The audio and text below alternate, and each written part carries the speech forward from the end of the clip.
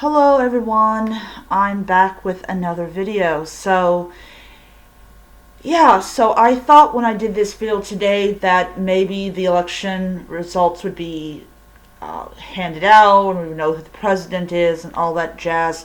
We unfortunately do not know yet who the president is, and that is what is going on right now. My brother's currently gone, which I'm very happy about because I tried to do this video like 4 times and I was unable to because my brother his voice kept on appearing in the video, and I kind of wanted to do a video without you hearing his commentary in the back and all that stuff. Don't get me wrong, I love my brother to death, but sometimes I really wonder about him. So, in today's video I'm going to be talking about how to determine which path is for you. This is just my own personal opinion. You don't have to listen to it, but I just wanted to put it out there. So, I have been part of the pagan community for about 28 years. And I started down this path when I was 12. I know that sounds odd, but I was the kind of person that I lived in an open-minded household, even though later on that changed considerably. But at that time, I lived in an open-minded household. So, I got involved in Wicca because at the time there was absolutely no information at all on Reconstructionism. In fact, I didn't even know it was an actual thing that they were doing. And the internet wasn't even in people's homes. The internet was not even available to people. I think the internet at the time in 92 was 92, 93 was only limited to the military. I'm not exactly sure, but I do remember that everything, you had to go to the mall. I know that's weird thinking about that, but the only way you could get clothing was if you went to the store. The only way you could get anything was by actually physically going to the store. And for those people that were born in the early 21st century, all that type of stuff, I know it just sounds so odd. The idea that you cannot go on the computer and order stuff online. I just like bringing that up. Like, yeah, when back in my day, but truthfully, that is how it was back then. So, the only way you could find out information about paganism is if you came upon a store that sold books on paganism, or you knew somebody who happened to be pagan, then that's how you found out about it. So most people that get involved in some form of Reconstructionism,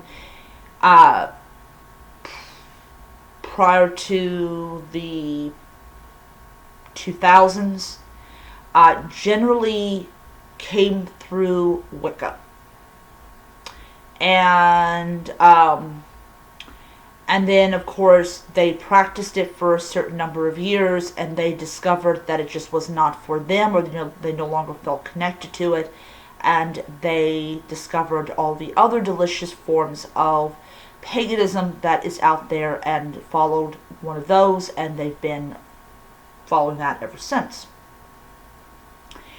So there's Wicca, and then there's like heathenism, there's Cometicism, there's Roman paganism or Roman polytheism, there's Celtic polytheism, different other things. It was interesting was in 2012, I discovered Aztec polytheism. I'm not an Aztec polytheist because I don't understand the mythology, and also I just don't have an interest in it. But I was not watching, but I was reading this article back in 2012 where the Aztec Reconstructionists wanted to use one of the sacred sites to observe 2012, the day, not the movie people, the day. And what ended up happening was, the government, like the archaeologists and all these other different types of people, they told them that they could not go there because they might damage the site, and it ended up being a tourist that damaged it. And it was big news. And when I read that, I was like, you were worried about them damaging the site, but a tourist damaged the site. Wow. But that's how I found out about the Aztec Reconstructionists, through their attempt to access their sacred sites, which also got me involved, at least vocally, with the belief that Reconstructionists should have access to ancestral sacred sites to practice their religion, as long as they do not damage it. But it was interesting when found out that it actually was a tourist that did it, and not an Aztec Reconstructionist, which I'm pretty sure the Aztecs were laughing their butts off when that happened, and I don't blame them. So there's a couple things I've learned the passing years about how people determine which path is right for them, and I'm going to cover that in this video. So one of the things that one of the ways that people determine what kind of pagan path that they should follow, especially if it's outside of Wicca, is cultural heritage. So, for instance, is in Greece, a vast majority of the people that practice Hellenismos happen to be native Greeks. There are some in Greece that are not native Greeks that actually move to Greece because they feel a connection to that place or that land. That's one of the things that they do, and that's how they feel connected to the land, and they are like, I really, really like this, and I really like to honor and venerate these deities. And prior to 2 years ago, they did it at risk of being fired from their jobs, and also to be arrested. Greece had an insane law that no longer, I don't think it's still around, mainly because they just didn't target pagans, they targeted other branches of Christianity, because their hold on power is so great. It's greater than here in the United States. So cultural heritage, or they feel connected to the place.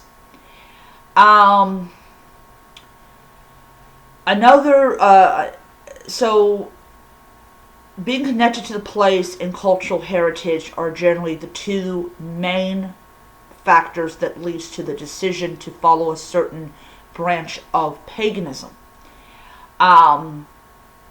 And then, of course, some people, they like the eclecticism, and so they follow Wicca, and they probably stay Wicca for a very long time. My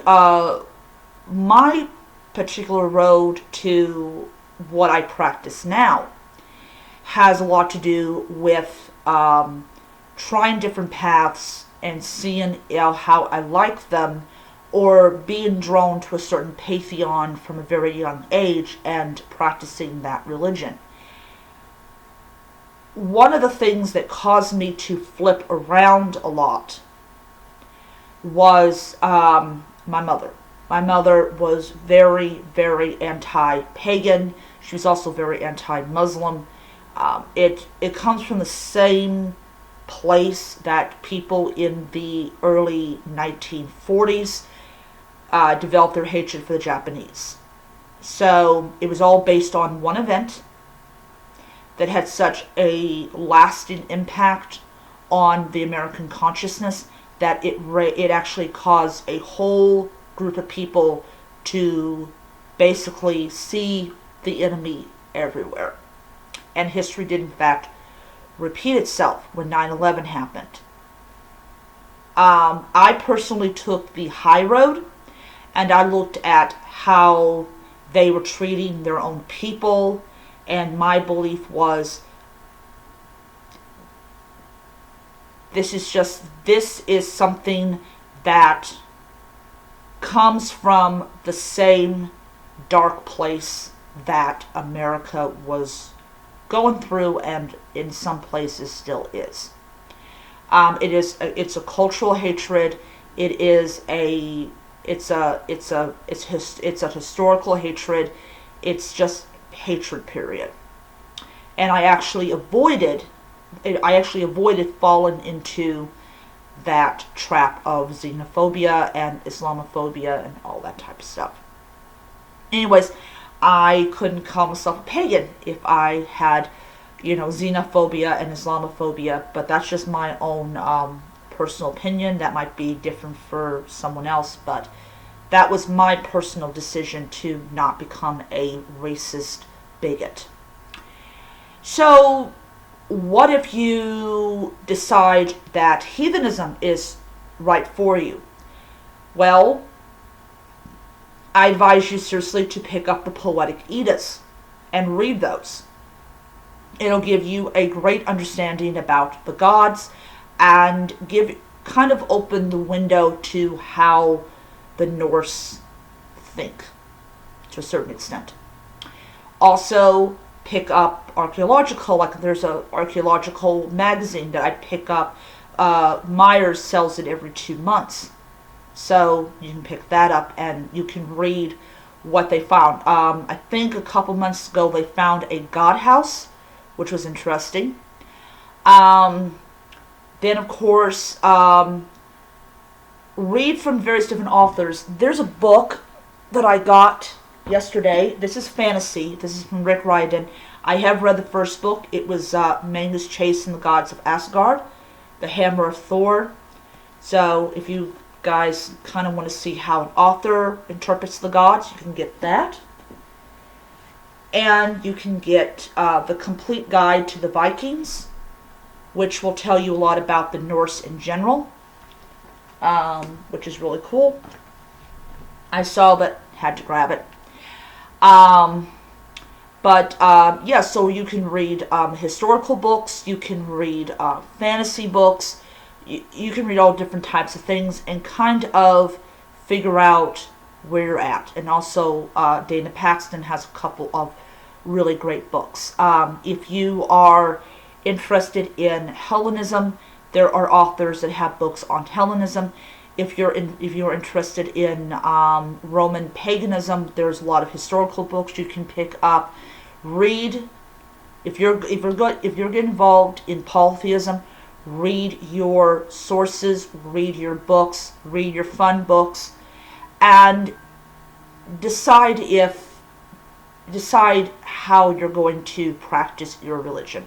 And also there is Wicca variations of these religions as well, especially if you want to get away from like the racism that's prevalent in a small minority that unfortunately has become the vocal minority. But if you get involved in heathenism, you can get involved with the Troth, a couple other universalist heathen groups, and they can really help you steer away from the racism and all that. So I hope this video has been helpful. I got a Thor's hammer coming in today, and I've got a package from the Ukraine coming in. It got shipped out today, so real excited about that.